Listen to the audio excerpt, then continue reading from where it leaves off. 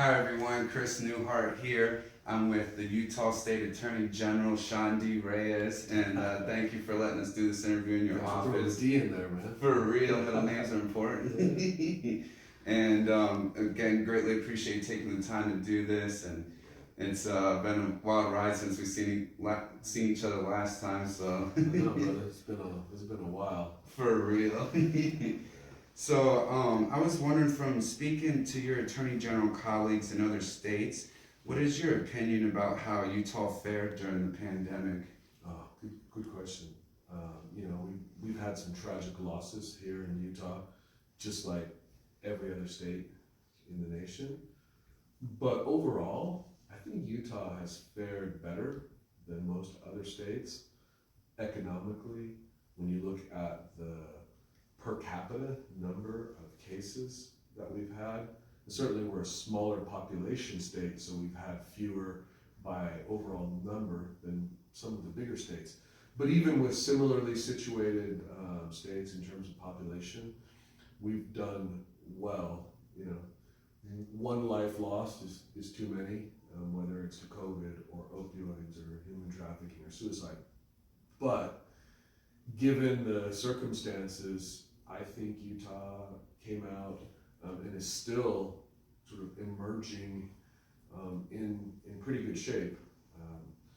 Our businesses largely are still open, and there were a few closures, which is again disappointing. And there were people who lost their lives and lost loved ones, and that's tragic. But I feel good about how we've approached it. I think we've struck a balance. We never really had to shut down entirely like some states. Right.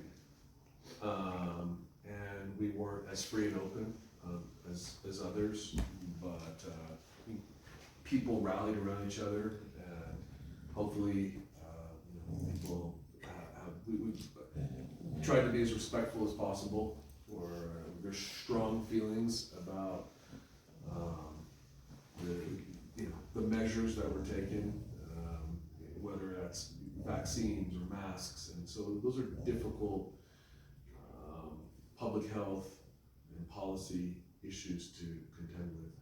For real, and appreciate you guys doing it so professional, and something being so unheard of in human history, something that we've all never gone through before. Yeah. So appreciate you guys handling it the way you have. Thank you. For real. And there's a sharp difference in opinion about how much government should be involved in people's behavior during, as we're coming out of the pandemic. Is litigation an appropriate way to resolve these issues, in your opinion? Well, litigation as a longtime litigator is certainly an option. There's nothing illegal about it.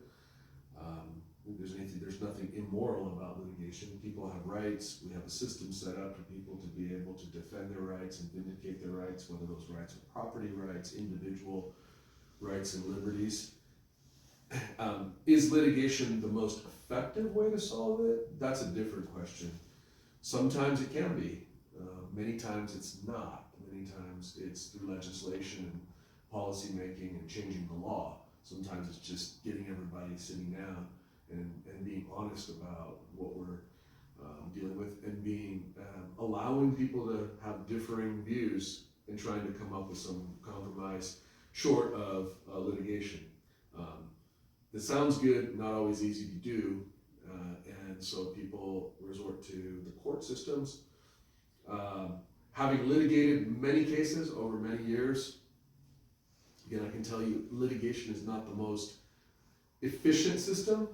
A lot of money spent, and I always tried to counsel my clients when I have my private law practice, if you can avoid litigation and try to work things out up front, that's my strong recommendation.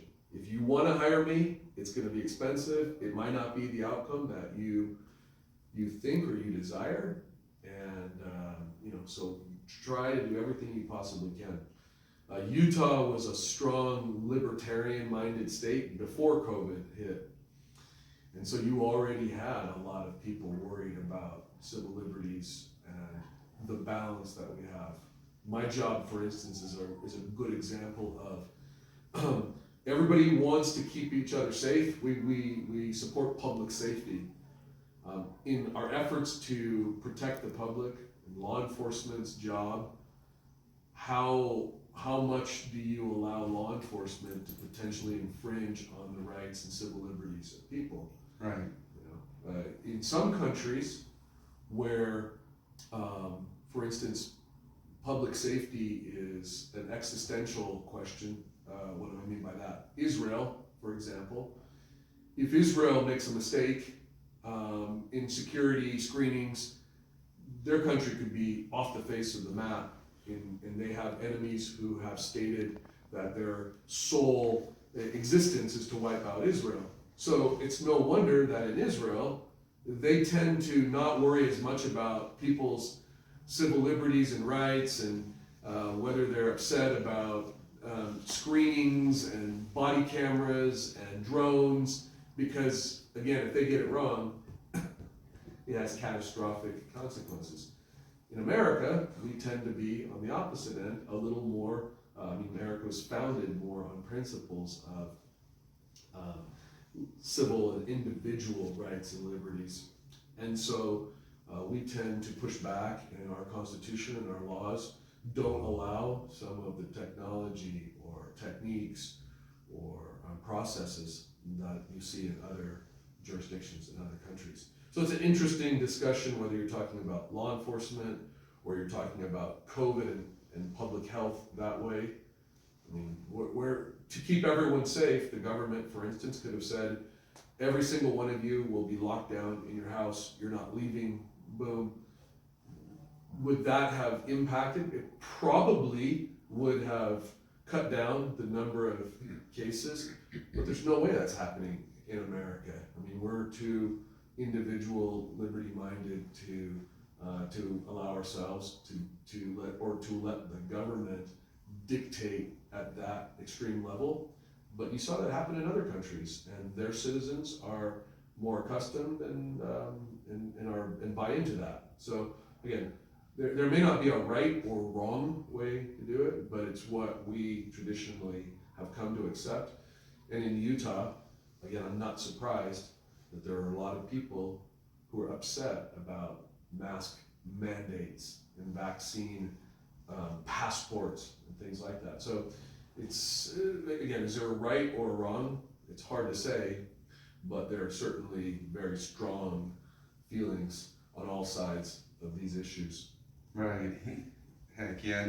And with that, what do you see that brings hope to you for the state of Utah in the next 5 to 10 years with dealing with these kind of things while you're in office? Wow, man, there's a lot of things that bring me hope, especially with a job like I have. I've got to deal with, I'll say, the gritty side of kind of the worst side of human nature, the child pornographers, the human traffickers, the drug cartels. And so I see a lot of darkness.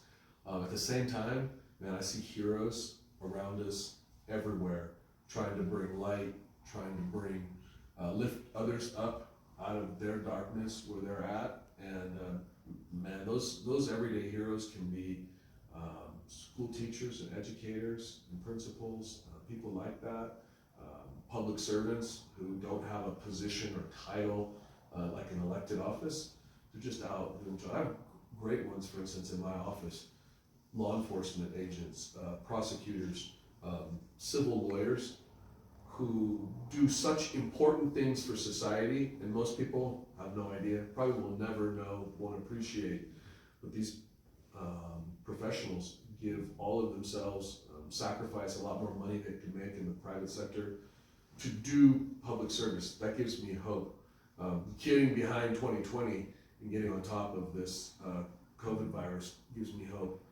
Seeing how Utahns, folks like you, have rallied to help us fight and attack human trafficking, call it out, recognize it, the opioid epidemic, really rally around and try to protect each other, take something like Utah naloxone and take it out and keep other human beings alive.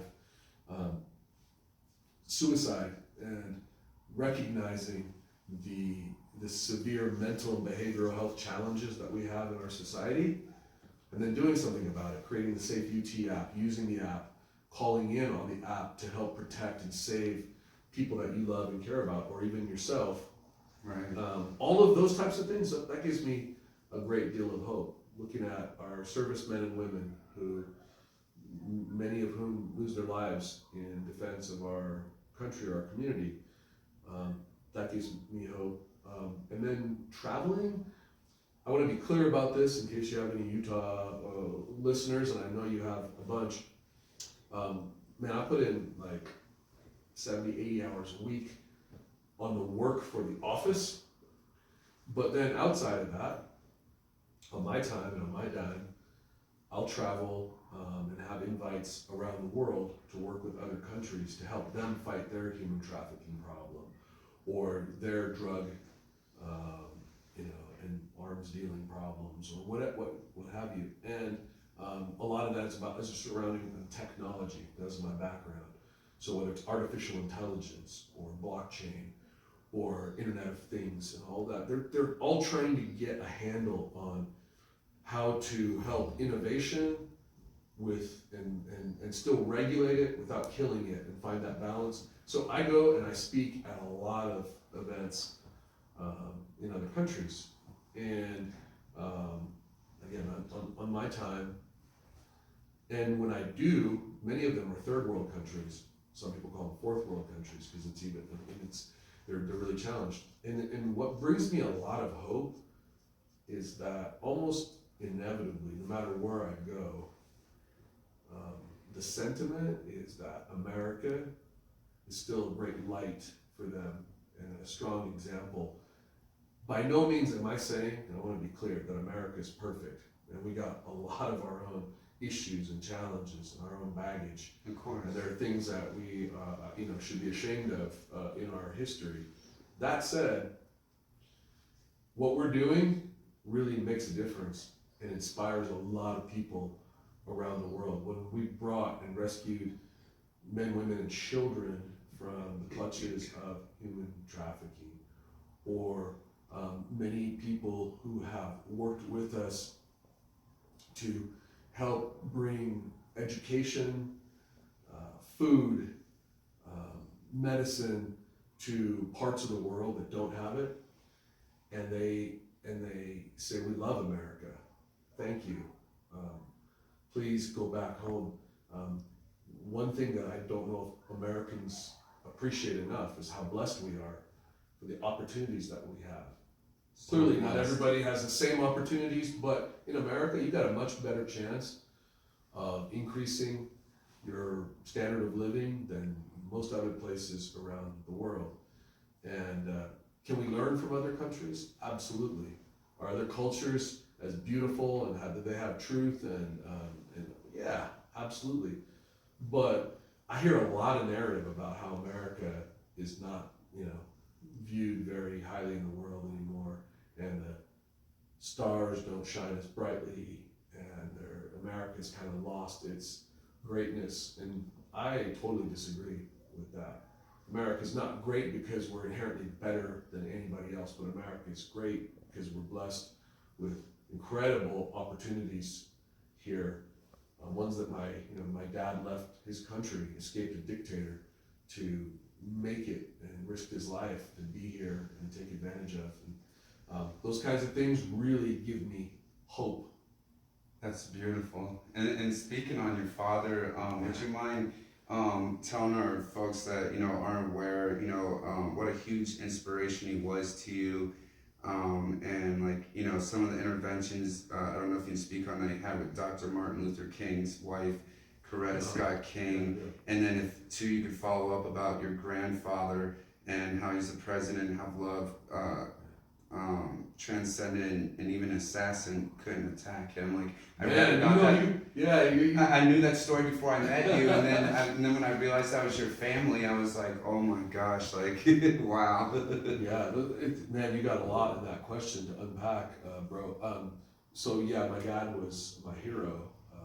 Pops was amazing, and we lost him this last year in 2020 to finally succumb in his battle with cancer. But man, he was a fighter. They told us it was 6 months, and he lived, almost 2.5, 3 years. Wow. Beyond. You mentioned a lot of things. To be clear, it wasn't my grandfather. It was my dad's. It was actually my grandfather's first cousin. It was my dad's uncle, his cousin, but they were raised all together in the Philippines. And it was his uncle, Ramon Magsaysay, that became president of the Philippines. I was looking over there because there's a statue of Malacanang Palace. I think it's right there behind you, which is the Philippine White House. And when he was president, he opened up Malacanang to anybody who wanted to come. So he was known as the people's president, the common man, the commoner. He had grown up. My dad came from a very diverse family. On one side, billionaires, the other side, working class. And they were from the Spanish aristocracy that was there in the Philippines. So dad's Spanish, Filipino. And that particular uncle was a mechanic most of his life, working up. He and my dad, he and my grandfather during World War II, the occupation, fought for the Philippine resistance and were leaders there. And then with General MacArthur. And then afterwards, this uncle became a congressman, secretary of defense, and then the president of the country. And it was a great time back then for the Philippines. Back in the 1950s, it was kind of the golden age of their economy and so much culture, and they were almost they were independent republic, but there was so much, so close to the U.S., and there were air bases there that it seemed like another state practically of the United States. And there were great times, and my dad was young, grew up there, he loved it. But after his uncle tragically died in a plane crash, a short time later, an ambitious politician came into power. My dad fought against him, and when that politician became president, it got too dangerous for my dad. Dad had a comfortable life. He had his own records. He sounded like, you might have heard him singing, sounded like Elvis. So back then, that was gold. He had his own radio shows, on TV show. He was the personal artist for the Holy Father, for the Pope in the Vatican. Wow. He was singing on tour with Bob Hope, doing MGM production movies, all by his mid-20s. And so he had finally kind of created his own image outside of just being the nephew of the president, which he was proud of, but it's a big shadow to fill.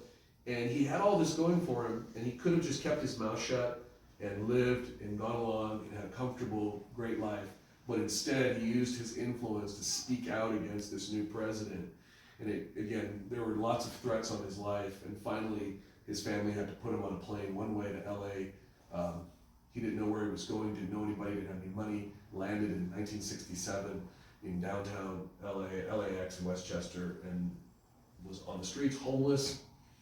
And it was an incredible story. He entered an art contest, kind of last minute, didn't have paints and canvas, used a cupboard door from this little ramshackle kitchen that he shared with like 10 day laborers, and it ended up winning for LA, and then the state of California, and it went on to the national contest and won for the United States. And the art contest was in commemoration of Martin Luther King. Reverend King had been killed tragically in 68, I believe, and it was now 69, and Coretta Scott King, his wife, held this commemorative art contest, and my dad was the inaugural winner, and she became a good friend and helped my dad establish his residency and then citizenship here. He came legally because his aunt, the former First Lady, had arranged it with the U.S. government, but it was not clear, and he had all sorts of problems in terms of immigration, trying to solidify that. With Mrs. King's help, he got the stability that he needed. Met and married my mom down there, and I was born in Westchester, in Inglewood or Inglehood, as they say, right down in that neighborhood. And so I'm a SoCal boy, Laker Dodger fan. Grew up there, across the street from the fabulous Forum, and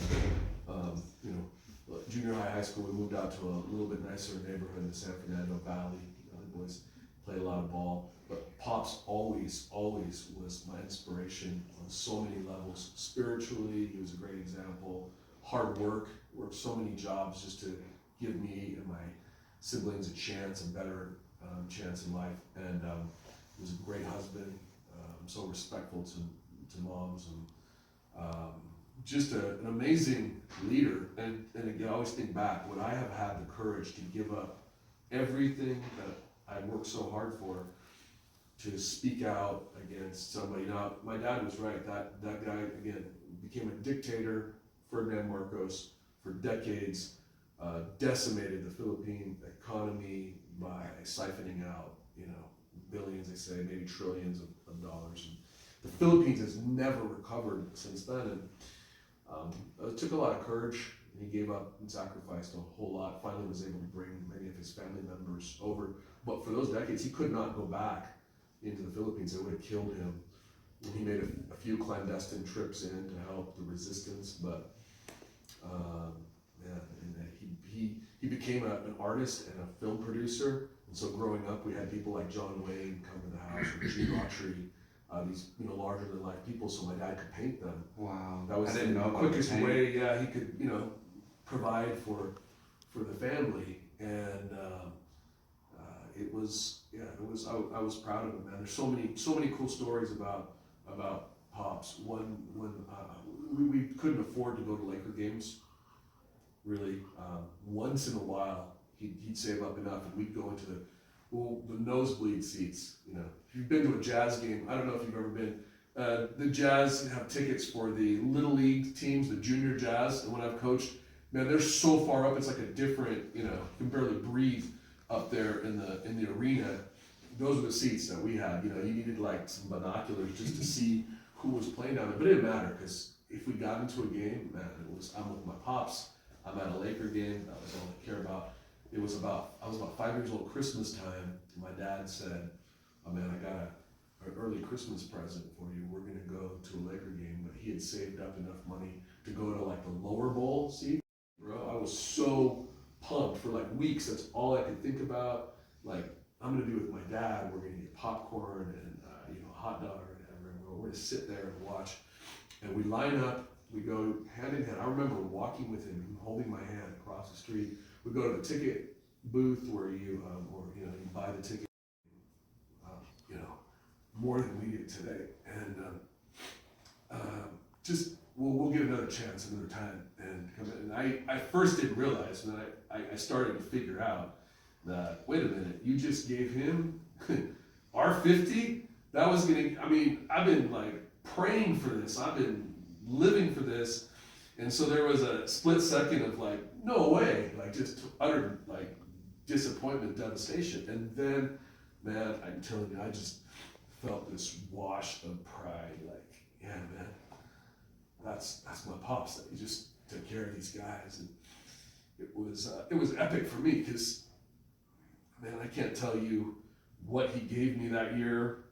Legos, or we probably didn't have enough for Legos, but no present that he ever physically gave me.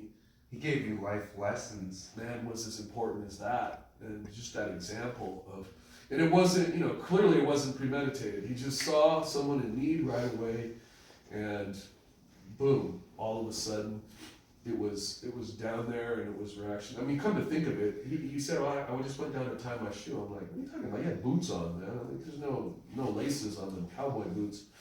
I know, but he was able to help that family out. Man, he was a powerful guy. Sorry, I'm just getting all good. Digressing on to just talking about my dad. We were in an airport another time. He had he's not a big dude. You met him. He's 5'9", but he had trained with Danny Nasanto. He had trained with Bruce Lee. So Sifu Lee and all this. My dad was a martial artist, and as I was tiny, I don't remember Bruce like talking to him or everything, but my dad would tell stories, and I remember being at the dojo, and I remember just feeling his energy. Bruce emitted like this incredible energy, and And anyway, at the airport one time, we were in line, and there was this large dude, and he said something derogatory to a lady. She had a baby in her arms. I think she was trying to get through, and I can't remember all the circumstances right now, because I was young again. I was maybe 6 or 7, and my dad, gentleman that he was, said, sir, please don't talk to her like that.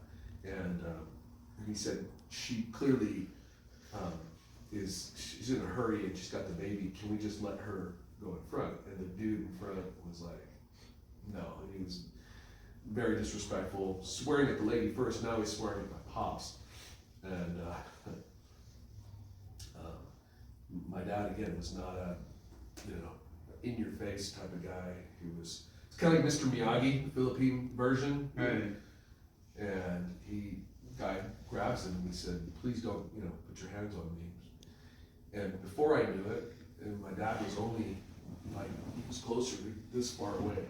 He just hit him on his chest, and big old 6'4" dude just down. And my dad's like, you know what? I better probably go talk to the security or police. They'll be coming anyway. I want to explain what happened, and I'm sorry. Oh my gosh, is he gonna get arrested and everything? And the lady came to his defense and was like, no, he was trying to intercede. But I was like, whoa. I mean, it's kind of like a superhero when I'm a kid, just For real. It's like looking up at that Black Panther, word cut out. And Yeah. it was just cold, knocked the dude out. He might have just taken in his rib cage too, because that's some of the technique that Bruce and JKD would teach. It's just, anyway, it's been hard, Chris. The last year, we just celebrated a year of Dad's passing a couple weeks ago, and so that hole.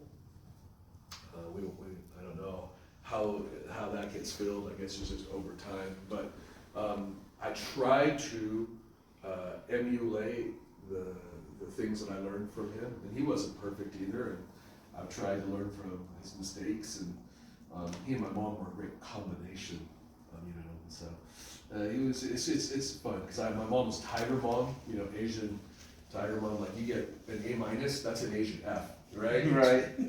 And I know right now with the anti-Asian violence, and first of all, I'm going to say thank you to everybody who's really stepped up and expressed concern and appreciation and spoken out against that.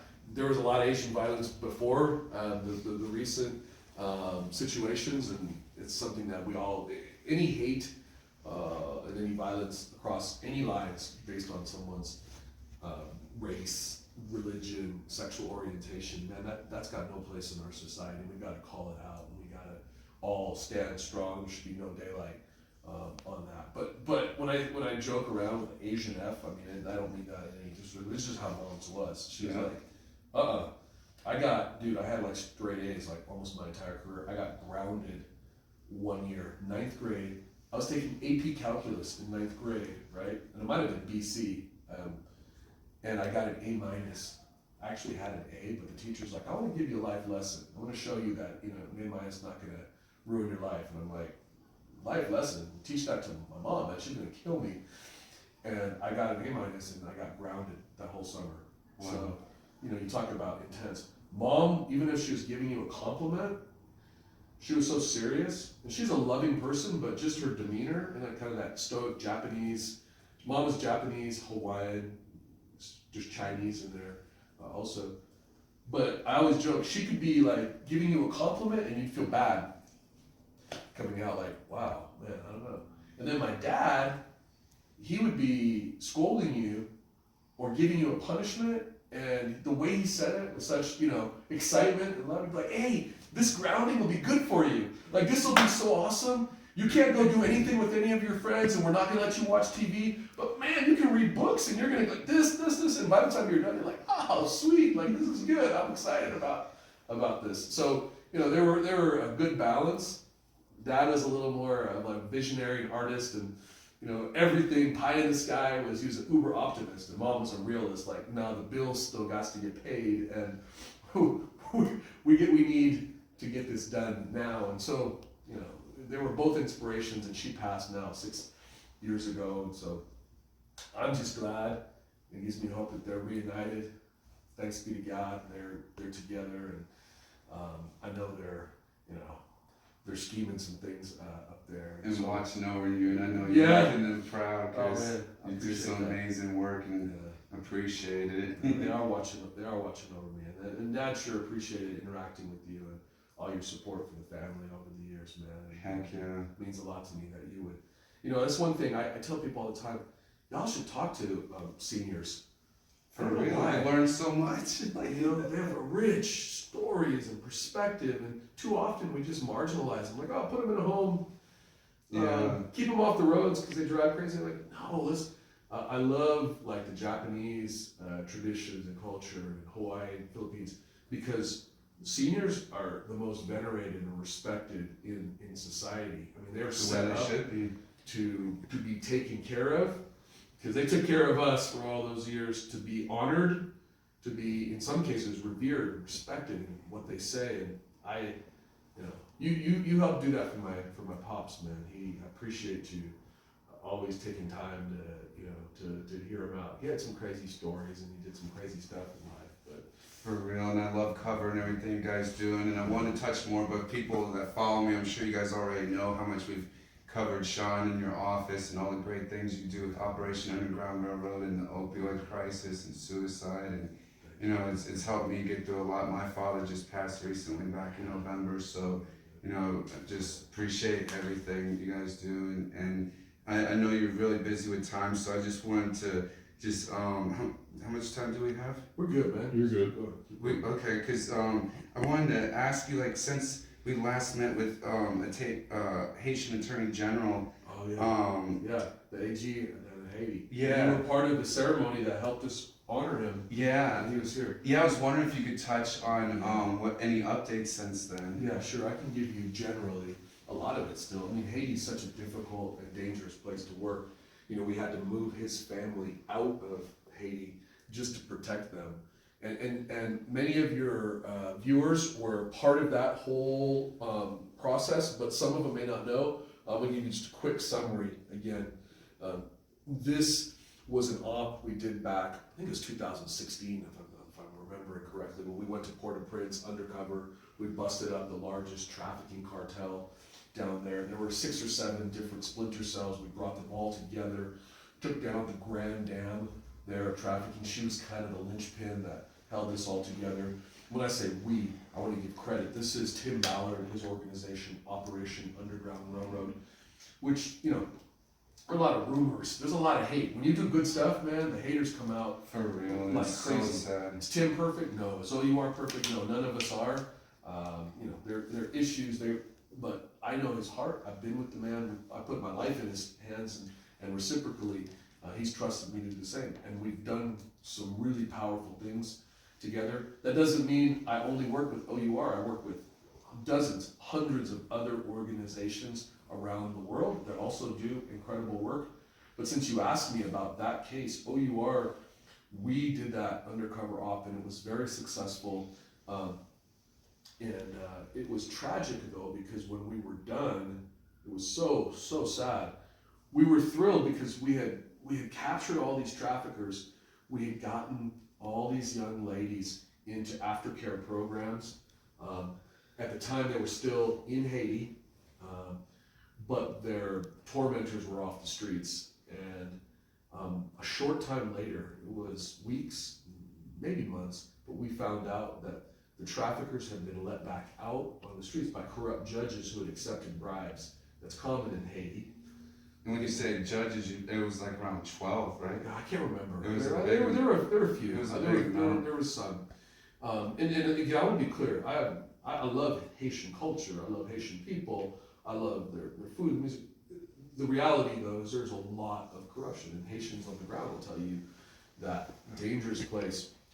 We had to meet with the new Haitian president, and he gave us an edict, or he said he would issue an order that those traffickers could be rearrested. So our hearts were lifted again. The problem was, over the ensuing number of months, not a single federal or local law enforcement agency with a presidential order. They still were too afraid of the cartels that were backing the traffickers to go out and rearrest them, until this guy, Oknam, stood up, and he was the AG for that area, and he put himself and his family at risk and on the line, and we went back with him and rearrested not just the traffickers, but he helped us arrest.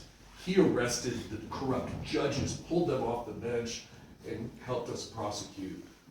And so many of those traffickers are serving time, not enough time.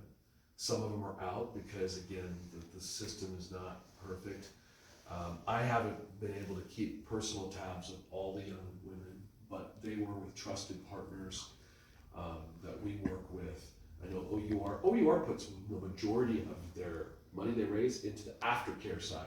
The rescues get all the attention because that's what media likes to cover, and it's exciting, the takedowns and all that. But really, the hardest work and the most important work comes afterwards. All of the therapy that they need, education training, job skills training, and OUR puts the majority of their money on there. I don't sit on the OUR board, I don't oversee all that, but having worked with them for so many years, I've seen the partners that they work with, and I can tell you that Haiti is a safer place because of the work that we did and that many Utahns helped to support. Haiti still has a long way to go, and people like Oknam, when I asked him what inspired you to do what you did, because a lot of people talk about courage, but to, again, put yourself in the line of fire, like Oknam did, like my dad did back in the day, what is it that inspired you? And Oknam said the same thing that my dad did. America inspired me. He said, again, not because America's perfect, but Oknam said,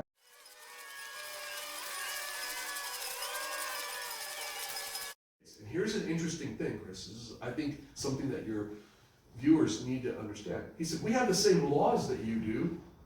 So I said, well, what's the difference then? He said, well, the difference is that you have people who are willing to die to uphold the rule of law. What good are laws unless people will enforce those laws? And you have men and women in law enforcement who will stand up and put their lives on the line to enforce those laws. You have military servicemen and women who will go out and fight to defend those laws. He said, so having the laws, we have them, but we don't have the culture and the trust of the system. If what you had, it would be the best day of our lives. And so this is, again, the perspective of somebody who's put his life on the line, very courageous, but wants so much what we take for granted too often every day. Guys like Oknam, I'm glad you brought him up, because I haven't talked to him for a while. I should reach out. But they inspire me. And as I've traveled, again, to a lot of places that look like Haiti around the world, places like in Nigeria where there are 2 million children who've lost both of their parents to the HIV virus. They're all by themselves. They're alone. No one to take care of them. And all a trafficker has to do down there is come down with a bag of candy. They can take 3 or 4 or 5 little 9, 10-year-old girls, 14, and start selling them for cheap sex to Europeans, Americans who are traveling there, or export them out. Make a lot of money. Fourth world, be a little, you could be a king in that, off of the backs of the human trafficking trade, or organ harvesting, or selling them and conscripting them into, militias, or labor trafficking. Again, all of these things. It's really ugly, and I think Americans, again, I'm not, myself included, on a day-to-day basis, don't take the time to just be in the moment and appreciate what we have. That you and I can sit here, that we can criticize political leaders, that we can have differing views. You and I'm sure we don't agree on everything when it comes to, but we agree on enough, and we're all part of the same human family. I joke, I don't even agree with myself 100% of the time, because, man, sometimes I don't know. Right. and I change my opinion, or my thought process evolves. Sometimes it's quick, sometimes it takes time, but I keep getting back to that theme because the more I deal with people around the world, the more I'm grateful for what I've got right here in Utah and in America. And still, I still love to learn about other cultures, and there's a lot to learn from our friends, even in third world countries. There's so much to give and to offer. But that's thanks for asking about Oknam, for your viewers who were part of that whole story. You know, we made a difference, and some people will say, "Well, was it enough of a difference?" And that's that starfish story that we always talk about, right? Yeah. You can't save all the starfish. You're not going to save all of the, 10,000 of them that are on this beach that are going to dry up. And why are you spending so much energy and so frenetic? And you're like, again, it's the little boy says to the old man, well, I just saved that one. That's for him. One made a difference. It made a difference to that one, right? That's what it was. So, I keep asking all your viewers, whatever it is that they do, whatever is their thing, their passion, if they're about protecting the environment, if they're about protecting, children, man, yeah, please keep doing that. Our children's justice centers here in Utah that do such incredible work, programs that we have for senior citizens to protect them from white-collar fraudsters who steal all the money that they've worked their whole lives to save and take advantage of them. And all these kinds of things that we do, we need you all to be our eyes and ears out there. We need your help and your support for these programs that we have. Child ID Kit, which is one I'll for another program we'll talk about. Simple kits that every family can have to make sure that the children's fingerprints, hair follicle, DNA sample no one's ever going to collect that. The family can keep it in a family Bible, in a safe at home, but in abductions, what the AG's office has to deal with, child trafficking cases, seconds make a difference. And if we could call the parent and say, please give us that DNA, can we see if we can have a match here, we could save many more lives. And so just a program like that, Child ID program, important.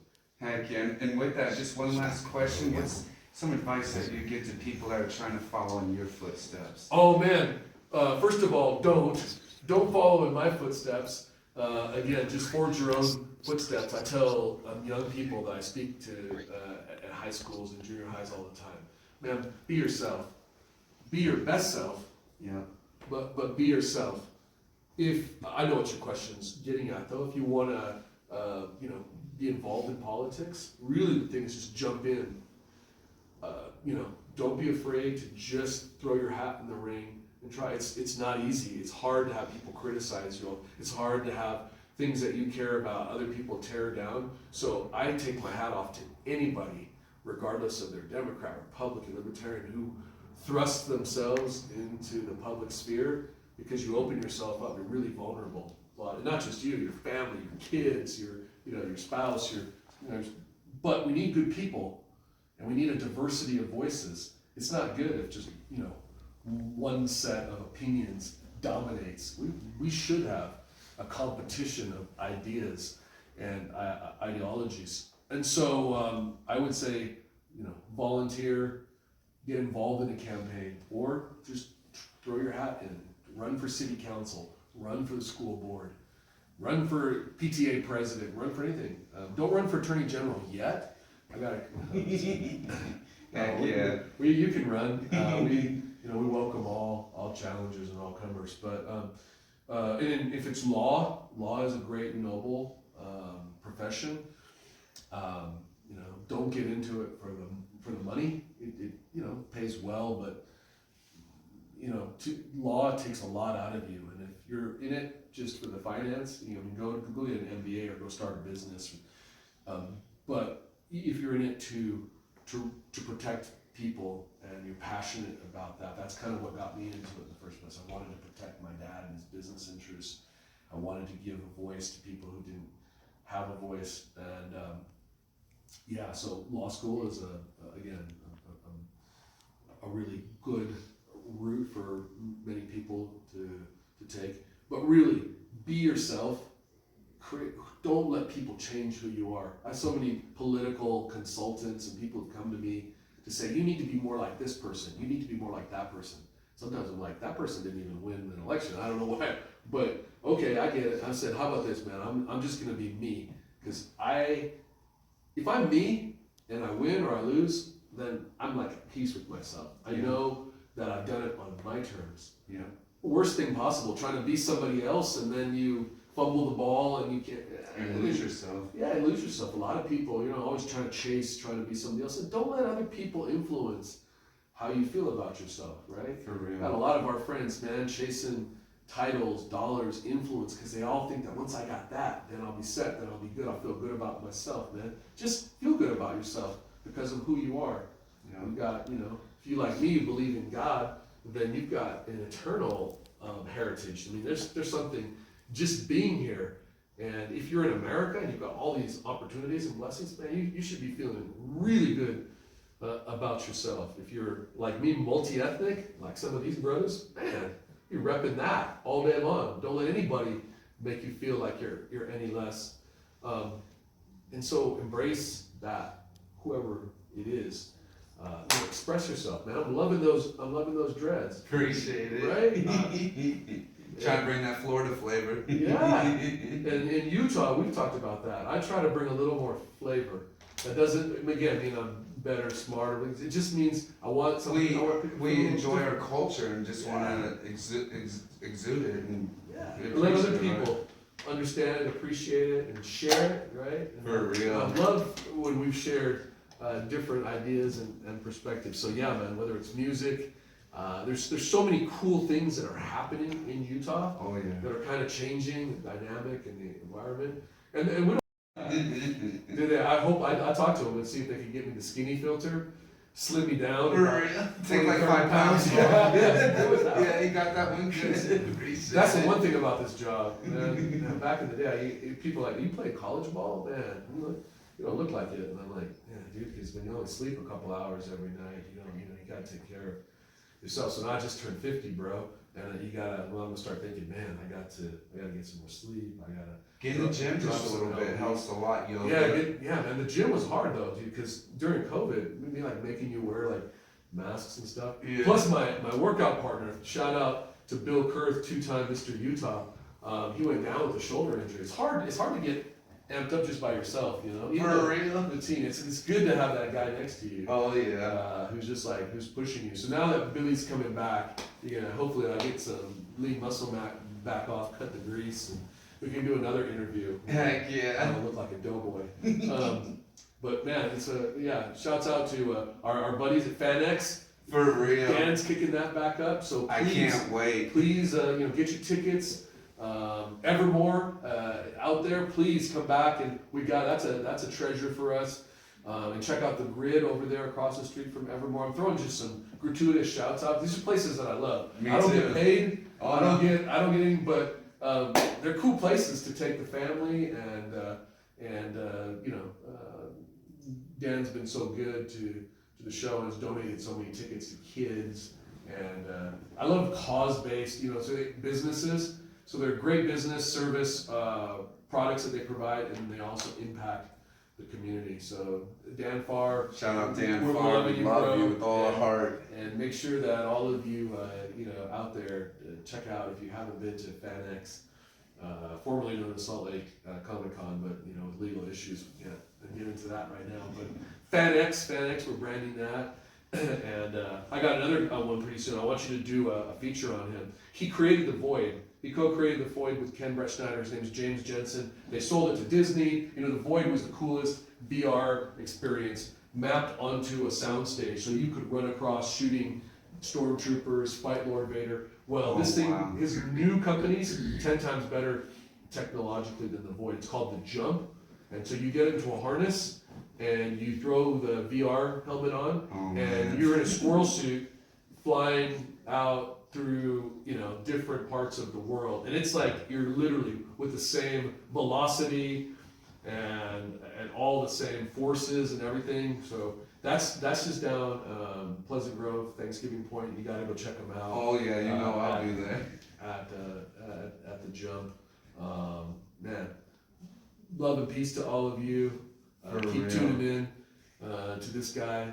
Support him, and bro, appreciate it. For real, it's a blessing. I greatly appreciate your time and information. Thank you everyone for tuning in. Much love and respect. All right.